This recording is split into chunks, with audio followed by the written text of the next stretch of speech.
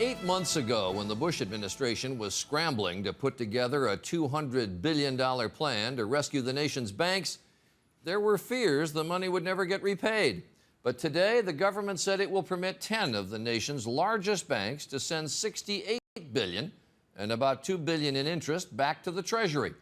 President Obama said this is not a sign that our troubles are over. So, if he's right, what does today's announcement really mean? Here's Betsy Stark. Betsy?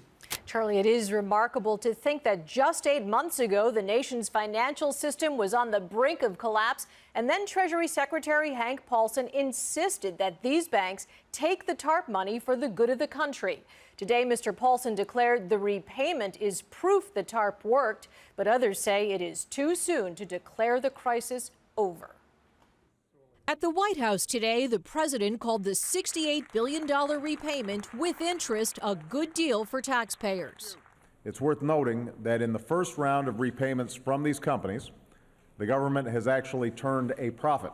The government earned $2 billion in dividend interest, or about a 4% annual return on its TARP loans to these big banks, and some say that's the least of the benefits. What we did is we averted disaster and the government made money off of it.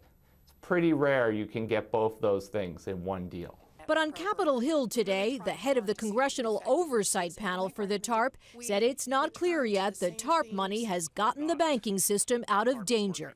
This isn't resolved yet, Congressman. I'm sorry. It's just not. We're still in mid-crisis, and there are both up arrows and down arrows.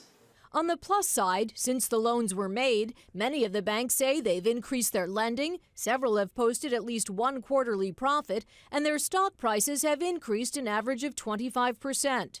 On the downside, the banks still hold those so-called toxic assets. They face rising losses from credit card and commercial real estate loans, and there's still been no financial regulatory reform. We don't yet have in place the mechanisms to monitor these large financial institutions to make sure that they're not putting all of us at risk. Given all the strings that were attached to taking TARP money, including caps on executive compensation, most of the big banks have been desperate to get out from under the government's control.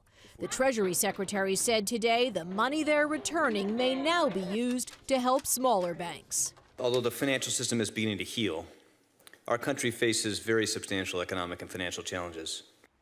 Two big names missing from this group of 10, Citigroup and Bank of America. The government has invested $90 billion in TARP money in these two banks alone, and regulators say they're not anywhere near ready yet to repay those loans.